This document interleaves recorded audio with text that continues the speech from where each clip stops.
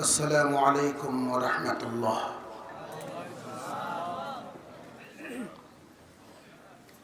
الحمد لله كفى وسلام على عباده الذين اصطفى. أما بعد فأعوذ بالله من الشيطان الرجيم. بسم الله الرحمن الرحيم.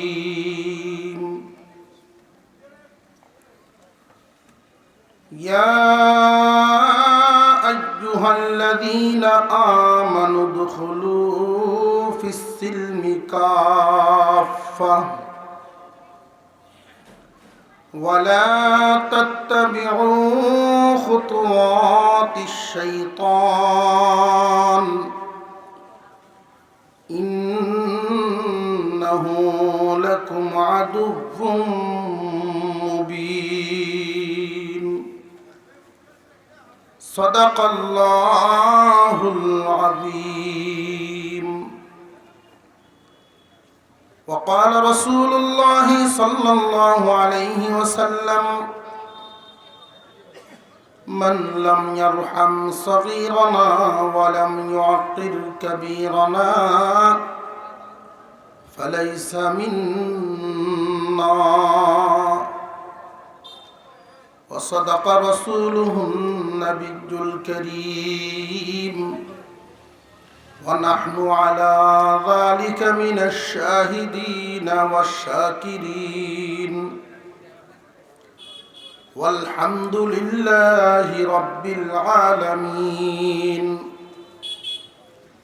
اللهم صل على محمد وعلى آل محمد كما صليت على إبراهيم وعلى آل إبراهيم إنك حميد مجيد. اللهم بارك على محمد وعلى آل محمد كما باركت على إبراهيم وعلى آل إبراهيم إنك حميد مجيد.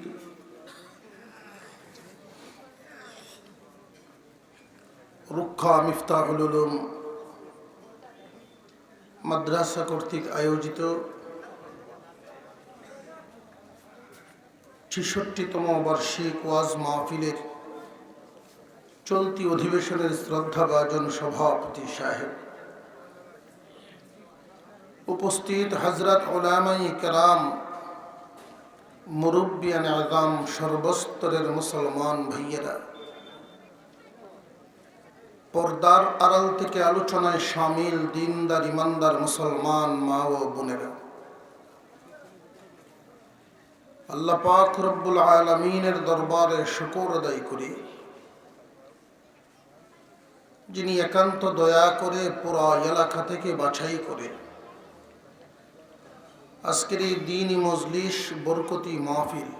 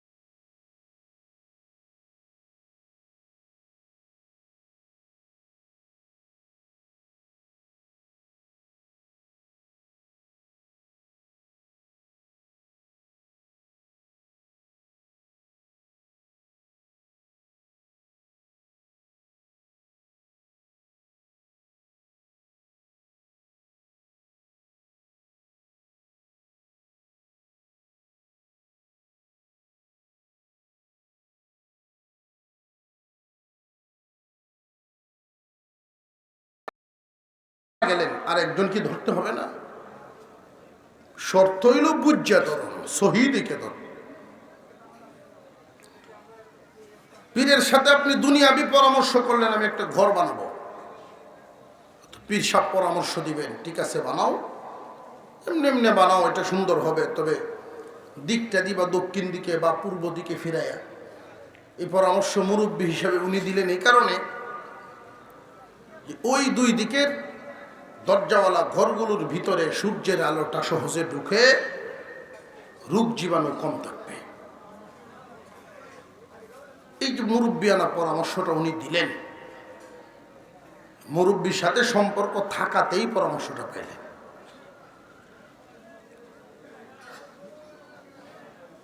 মুরব্বীদের সাথে সম্পর্ক রাখা, পীর পীর পীর আউলিয়াদের সাথে সম্পর্ক রাখা, এর মানে এই না যে এদেরকে আমরা আল্লাহ বরাবর মনে করতেছি, এরকম না। না বুঝলে আল্লাহর যেই গুণ, আল্লাহরে অত ডরায় না, পীরের যেটা মানা মানে। আব্দুর রহিম রায়পুরী রহমতুল্লাহি আলাইহির পীর মারা গেলেন। উনি মনে মনে ধারণা করলেন, আমার তো আরেকজন পীর দরকার, ওনার সাথে সম্পর্ক করা দরকার, যার পরামর্শে আমি বাকি জিন্দেগি চলতে পারবো। চলে গেলেন তিনি রশিদ আহমদ গঙ্গোহীর দরবারে। রশিদ আহমদ গঙ্গোহী রহমতুল্লাহি আলাইহির দরবারে গিয়া আরজ জানাইলেন, শেখ আমি আপনার কাছে বায়াত হওয়ার জন্য আইছি। রশিদ আহমদ গঙ্গোহী বলেন, আপনি আমার কাছে কি বায়াত হবেন? আপনার নিজেরই তো হাজার হাজার মুরিদ আছে। বুঝে ফেলেছেন তিনি। ঘুরে গিয়া সব মুরিদদেরকে জমায়েত করলেন, মাপ চাইলেন যে বাবারা তোমাদেরকে মুরিদ করব তো দূরের কথা, পীর সাইজা বৈশা রইছি, পীর হইব দূরের কথা, মুরিদ হওয়ার যোগ্যতাই এখনো নাই। গেছলাম মুরিদ হইতে পারলাম না। সব মুরিদদেরকে মুক্তি দিলেন, তোমরা যার যার পছন্দ মতো পীর দইরা বায়াত হও। পরের সপ্তাহে উনি আবার গেলেন রশিদ আহমদ গঙ্গোহীর দরবারে। হুজুর, পিরালি সাইডে দিছি, আগে নিজেরে ঠিক করি, আমাকে আপনি বায়াত করেন। বায়াত করলেন এবং সবক দিলেন, আব্দুর রহিম দুনিয়ার জমিনে যতদিন বাইচা থাকবা তুমি নিজে একজন আলেম, আলেমের কদর তো তুমি বুঝবাই, এই সবক লাগবে না। তবে মুরব্বীকে তাজিম করবা, মুরব্বীকে কদর করবা, সম্মান দিবা, ছোটরে আদর করবা, এটা সবক দিলাম। উনি চলে আসলেন। এইভাবে দিন যাইতেছে। কিছুদিন পর পূর্ব পরিচিত গ্রামের একজন মানুষ, মুরব্বী লোক, দুপুরবেলায় তার খানকায় আসছেন হুজুরের সাথে একটু আলোচনা করার জন্য। আর হুজুরের অভ্যাস, জোহরের নামাজ পড়ে খানা খায় একটু শুইতেন, কাইলুলা করতেন। তাহাজ্জুদের আমল করা লাগে শেষ রাত্রিতে উঠে। উনি মাত্র শুইলেন, কাঁচা ঘুম, এমনি গ্রামের মুরব্বী আইসা ডাকতেছেন, এমন ভাবে ডাক দিলেন যেইভাবে ডাক্তার আদবের ডাক না। মানুষের মধ্যে অনেক মানুষ এমন আছে, মনের মহব্বতের কমতি নাই, কিন্তু মহব্বতের সিস্টেম জানে না। মহব্বত করে ঠিক, কিন্তু কেমনে করা লাগে এটা, এই সিস্টেমটা না জানার কারণে বেয়াদবি হয়ে যায়। ব্যবসায়ী চেয়ারের মধ্যে বৈশা ডাকতেছে, হুজুর শুনে যায়। একজন আলেমকে তুমি আম মানুষ চেয়ারও বৈশা ডাকতেছে, তুমি শুনে যায়। তার ভিতরে মহব্বত আছে, কিন্তু বিবেক ঘুমায় রয়েছে। ভিতরে মহব্বত আছে, মহব্বতের সিস্টেম জানে না। হুজুরের সাথে তুমি এক কাপ চা খাইবা, এখান থেকে উঠে হুজুরের কাছে যাও, গিয়ে আরজটা পেশ করো, যদি ওনার মর্জি হয় তোমার কপাল ভালা, উনি আইবেন। আর মর্জি যদি না হন, তুমি এখান থেকে ডাকবা, আর উনি যদি তোমার ডাকটা না আসেন, 5 জনে শুনলেও কেউ বাবা হুজুর তো তার ডাকে আইল না, হুজুরের ভিতরে কি অহংকার কিনা, এর ফলে তুমিও তো বেয়াদবি করে বসলে। তা আমরা অনেক সময় অনেককে এই কথাগুলো বুঝাই যে আপনি আমাকে ডাক দিতে পারেন না, আরেকবার থেকে ডাক দিয়ে না আপনি আসবেন, বা আমার ক্ষেত্রে না হোক অন্য কোনো আলেমকেও যদি প্রয়োজন মনে করেন আপনি তার কাছে যাবেন। মুরব্বী মানুষ আদব জানেন না, ডাকতেছেন হুজুর মেসাব, ওবা মেসাব ডাকতেছে, শেষ পর্যন্ত ধাক্কা দিচ্ছেন, যেই ধাক্কা মারছেন হুজুরের তো কাঁচা ঘুম ভাঙছে আর চোখ লাল হয়ে গেছে। কাঁচা ঘুম ভাঙলে চোখ লাল হয়ে রয়েছে, লাল চোখ তাকায়া, হেই মিয়া আপনি বুড়া মানুষ এখনো ডাক দেওয়া শিখছেন না, ওটা জুতা তুই এই দৌড়।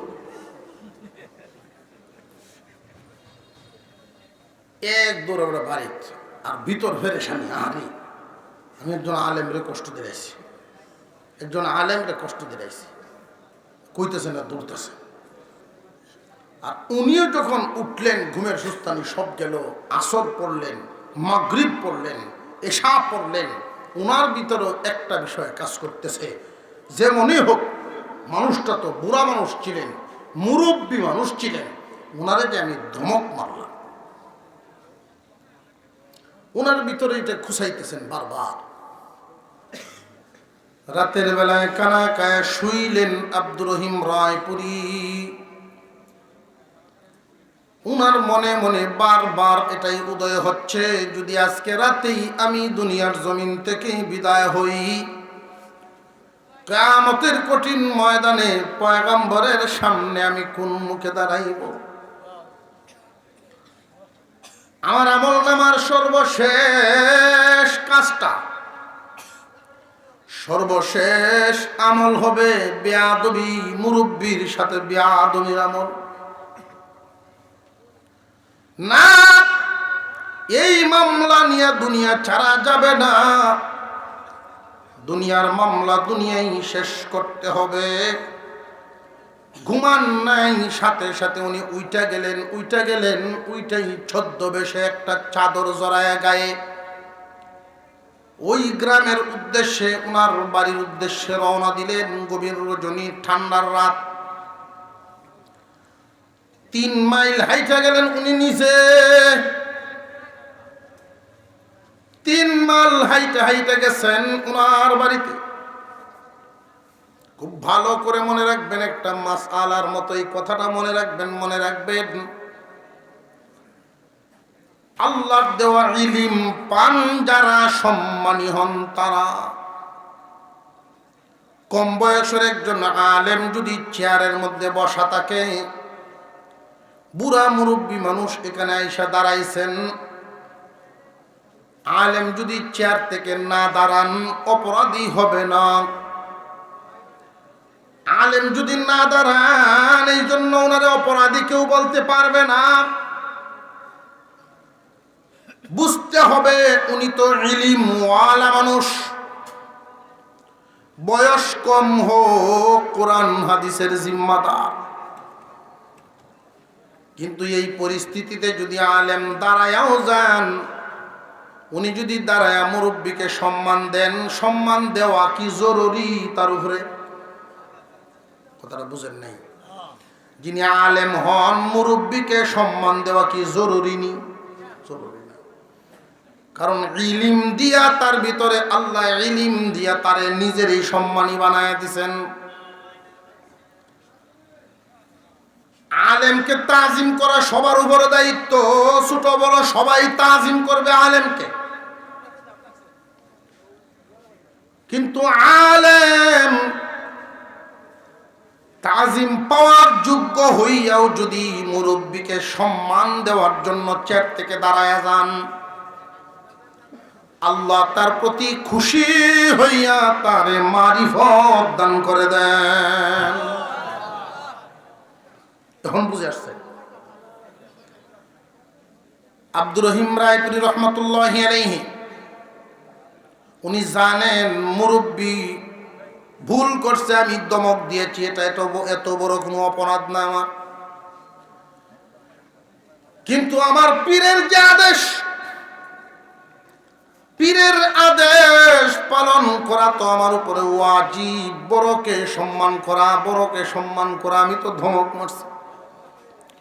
এই মামলা শেষ করার জন্য উনি চলে গেলেন ওনার গ্রামের বাড়িতে। গিয়া দেখেন আল্লাহর বান্দা মুরব্বী মানুষ, বাড়ির সব ঘুমায় গেছে, এই বুড়া মানুষটা ঘুমায় নাই। উনার মনে মনে ওই চিন্তা, আমি আলেমকে কষ্ট দিছি, আলেম সাথে বিয়াদবি করছি। উনার মনে ওই চিন্তা নিয়ে আল্লাহর বান্দা কেরের মধ্যে আগুন জ্বালায়া জ্বালায়া আগুনের তাপ নেন, খোলা আকাশের নিচে দাঁড়ায় রইছেন উঠানের মধ্যে। বাড়ির উঠানে আগুন তাপাইতেছেন, বাড়ির সব মানুষ ঘুমায় গেছে। এই মুরব্বীর অন্তরে একটু পরে পরে ধাক্কা দেয়, কি করলাম, আলেমকে বুঝে আমি কষ্ট দিলাম। বয়স তো ছেলের সমান হবে, কিন্তু আলেম তো। উনি ঘুমান না, চিন্তায় মুরব্বী দাঁড়ায় রয়েছেন। কিছুক্ষণের মধ্যেই আব্দুর রহিম রায়পুরি ওনার বাড়ির ভিতরে ঢুকতেছে। সালাম দিছেন দূর থেকেই। উনি আশ্চর্য, এত সুন্দর সালাম কে দিল? যখন কাছে আসলেন দেখেন দি আব্দুর রহিম রায়পুরি হুজুর। হুজুর, আপনি আমার বাড়িতে এত গভীর রাতে, তাও একা একা, কারণটা কি? আপনি দুপুর বেলায় আমার কাছে গেলেন, আমি যে আপনাদের ধমক মারলাম, আপনি কষ্ট নিয়ে থেকে চলে আসছেন। মামলা শেষ করার জন্য আসলাম। মুরব্বী, আপনি আমারে মাফ করে দেন। হুজুর, কি বলেন আপনি? আমরা তো অনেক কিছুই জানি না। একজন আলেমের সাথে কেমনে ব্যবহার, কোন কাজটা কেমনে করা লাগে না জানার কারণে অনেক সময় হুজুর বেয়াদবি হয়ে যায়। সেই চিন্তায় আমার এখনো ঘুম নেই, আপনার সাথে বেয়াদবি করছে। মাপ তো আমি চাইবো, আপনি আমারে মাফ করে দেন। এত রাতে আমার বাড়িতে কেন আসলেন? আব্দুর রহিম রায়পুরি বলেন, আপনি কি আমারে মাফ করছেন নি বলেন? মুরব্বী বলেন, আমি আপনারে কি মাফ করতাম? আপনার আচরণে আমি কোনো কষ্ট পাই নাই, বরং নিজেকেই দায়ী করতেছি। হুজুর, আমি খুশি আছি, আপনার কোনো ব্যবহারে আমি কষ্ট পাই নাই, কেন মাফ চান? আব্দুর রহিম রায়পুরি বলেন, দেখেন আপনার রেখে আসা এই জুতাগুলো, আমি একজন আলেম হয়ে 3 মাইল পর্যন্ত হাতে করে জুতা বহন করে নিয়ে আসি। এরপরেও কি আপনি আমারে মাফ করবেন না বলেন? মুরব্বী মানুষ 2টা হাত সাথে সাথে আসমানের দিকে বাসায় দিছে। আল্লাহ, এই মানুষটা আমার রক্তের কোনো সম্পর্ক না, আমার কোনো আত্মীয় লাগে না, এইভাবে আমি মুরব্বী হিসেবে সম্মান দিতে গিয়া এই কাজ যে করলো, আল্লাহ তুমি তার দরজা বাড়াইয়া দাও। সাদা দাড়িওয়ালা মানুষ, আমি সাদা দাড়িওয়ালা মানুষ হয়ে দোয়া করলাম, তার মর্যাদা তুমি বাড়াইয়া দাও। একজন আর একজনের হাত ধরে খুব খুশির সাথে মামলা শেষ করে উনি চলে আসলেন। আইসা খানকায় ঘুমাইলেন। ঘুমায়া স্বপ্নে দেখেন মদিনাওয়ালারে দেখা যায়। বিশাল বড় একটা জাহাজের এক কিনারে মুহাম্মদুর রাসূলুল্লাহ সাল্লাল্লাহু আলাইহি ওয়াসাল্লাম, পিছনে বৈঠা ধরে বসে আছেন আলী রাদিয়াল্লাহু তাআলা। ছোট্ট একটা ডেঙ্গি নৌকা নিয়ে আব্দুর রহিম রায়পুরী খুব দ্রুত বইটা চালাইতেছেন, খুব কষ্ট করতেছেন ওই জাহাজকে ধরার জন্য। আল্লাহর নবী ডাক দিয়ে বলেন, আলী, তোমার ওই জাহাজের বইটাটা আস্তে চালাও, আস্তে চালাও, আমার আব্দুর রহিম আসতেছে, তারে আসার সুযোগ দাও। আল্লাহ পাক রব্বুল আলামিন আদব কায়দার মাধ্যমে মানুষের মর্যাদা বাড়ায় দেন। কেউ যদি আলেমকে তাজিম করে, আলেম ওলামা, আমার বিশ্বাস ৬৬তম মাহফিল যেহেতু, তাহলে এই গ্রামে অনেক ওলামায়ে কেরাম আছে। আল্লাহ যাদেরকে যে নিয়ামত দান করেন সেই নিয়ামতের কদর করেন। আমরা তো মনে করি আম জাম কাঁঠাল এগুলো খায়া শুধু শুকরিয়া আদায় করার নামে নিয়ামতের শুকর। যাকে যেই নিয়ামত আল্লাহ দান করেন সেই নিয়ামতের শুকরিয়া যদি আদায় করে, আল্লাহ নিয়ামত বৃদ্ধি করে দেন। আর যদি শুকর আদায় না করে, নাফরমানি করে, আল্লাহ ছিনায় নেন। এইখানে একটা কথা, সূক্ষ্ম কথা মনে রাখবেন, আমরা অনেক সময় লক্ষ্য করি আলেমের সন্তান আলেম হয় না, পীর সাহেবের সন্তান, শাইখুল হাদিসের সন্তান আলেম হয় না। এই জন্য কিছু মানুষের বোধ ধারণা, কুধারণা আসে যে মনে হয় তলে তলে কোনো সমস্যা আছে, গোপনীয় কোনো সমস্যা আছে, নইলে এত বড় হুজুরের সন্তানের দিয়ে আলিম হইল না কেন? ভাই, কথাটা মনে রাখবেন, ইউসুফ আলাইহিস সালামের যে আব্বা ছিলেন ইয়াকুব আলাইহিস সালাম, ইয়াকুব নবীর ছেলে সন্তান 12 জন। 12 জনেই কি নবী হইছেন না একজন? ইউসুফ আলাইহিস সালাম। তবে বাকিরার কিন্তু ধ্যান ধারণা ছিল, বিশেষ করে 10 ভাইয়ের ধ্যান ধারণা ছিল যে তাদের 10 জনের কাউকে আল্লাহ যেন নবুয়তি দেন। তাদের চাহিদা, তাদের চাওয়া কি পূরণ হয়েছে? হয় নাই। কেন হয় নাই? যে তারা ইয়াকুব আলাইহিস সালামকে সম্মান দিতেন বাবা হিসাবে, নবী হিসাবে না। তারা তাদের অন্তর থেকে ইয়াকুব আলাইহিস সালামকে সম্মান দিতেন বাবা হিসাবে, নবী হিসাবে। আর ইউসুফ আলাইহিস সালাম বাবাকে সম্মান দিতেন বাবা হিসাবে আর নবী হিসাবে। আপনাদের এই গ্রামে যে সমস্ত ওলামায়ে কেরাম আছেন, হয়তো কারোর ভাই নইলে কারোর চাচা নইলে কারোর মামা, এরকম সম্পর্কিত আছে। সম্পর্কের একটা মর্যাদা, আদর কদর, মূল্যায়ন তো থাকবেই। উনি যে আলেম, সেই আলেম হিসাবে মর্যাদা আলাদা একটা দিবেন। আপনার কোনো ছোট ভাইও যদি তিনি হন কোরআনের হাফেজ, ভাই হিসাবে একটা আদর হবে, কোরআনের হাফেজ হিসাবে আর একটা মূল্যায়ন হবে। এটা যদি করতে পারেন, আলেম হাফেজ নামক নিয়ামত আপনার বংশধারায় আল্লাহ চালু রাখবেন, নইলে চিনায় নেবেন। কথাটা মনে থাকবে আপনাদের। মহান মৌলাই করিম আমাদেরকে যেন আদবের জিন্দিগি দান করেন, বলুন আমিন।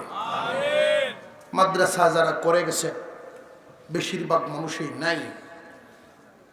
৬৬তম মাহফিল যেহেতু, মাদ্রাসা শুরুতেই মাদ্রাসা করছেন যারা,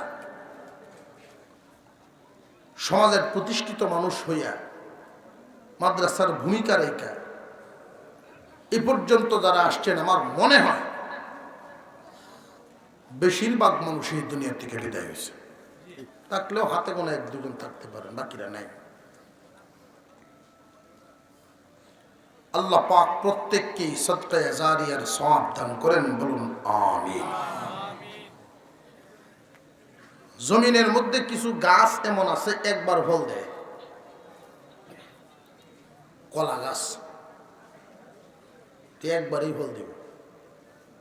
আর এমন গাছও আছে গাছ তাকে যতদিন ফলও দেয়। আল্লাহর দেওয়া দৌলত আল্লাহর রাস্তায় যারা দেন, এই দেওয়াটার বিভিন্ন খাত আছে। কোন খাতে দিলেন একবারই সওয়াব পাইলেন, কোন খাতে দিলেন সদকায়ে জারিয়া কিয়ামত পর্যন্ত সওয়াব পাইলেন। এর মধ্যে দাওয়াত আল্লাহর রাসূল সাল্লাল্লাহু আলাইহি ওয়াসাল্লামের ঘোষণা অনুযায়ী কোরআন হাদিস রক্ষার জন্য, কোরআন হাদিস রক্ষার জন্য যারা জানমাল দান করে, বিশেষ করে যারা এই দানের হাত প্রশস্ত করেন আল্লাহ পাক তাদেরকে সদকায়ে জারিয়ার সওয়াব, সদকায়ে জারিয়ার সওয়াব দান করেন। ঠিক কেমনে?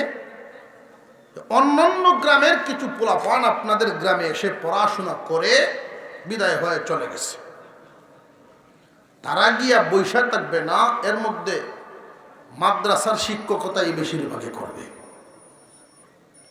আপনি আপনার ঘরে খানা খাওয়ায়া বা সহযোগিতা করিয়া, মাদ্রাসায় সাহায্য করিয়া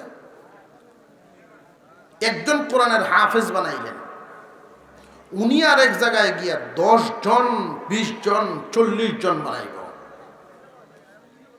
তারা গিয়ে আরো বানাইবে। এই যে সিলসিলা যার হইল কিয়ামত পর্যন্ত এই সিলসিলা থাকতে থাকবে। মাদ্রাসা এখানে থাকুক, আমরা চাই কি চাই না? দিন দিন তরক্কি হোক, আমরা চাই কি চাই না?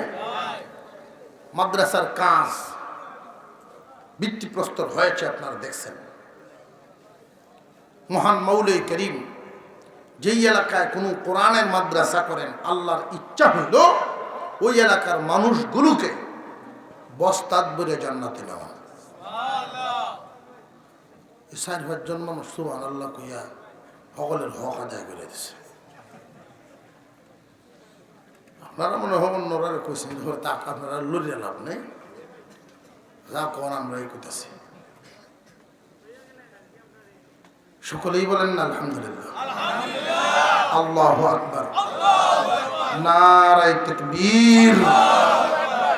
এই সমস্ত মাদ্রাসাগুলো নাজাতের উসিলা, নাজাতের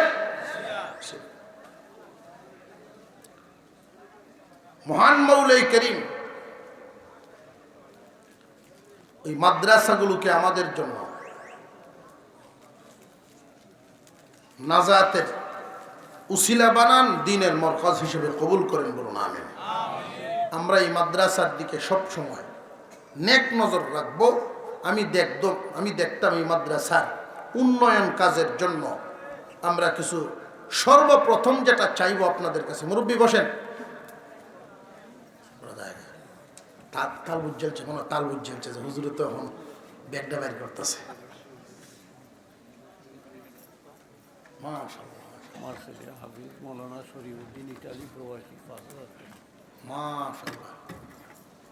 হযরতের ছেলে শরীফ উদ্দিন ইটালি প্রবাসী 5,000 টাকা নগদ দিয়ে দিয়েছেন। আল্লাহ কবুল করেন, বলুন আমিন। এই আমিন তো না, জবান খুলে বলতে হইব, সকলেই বলেন আমিন।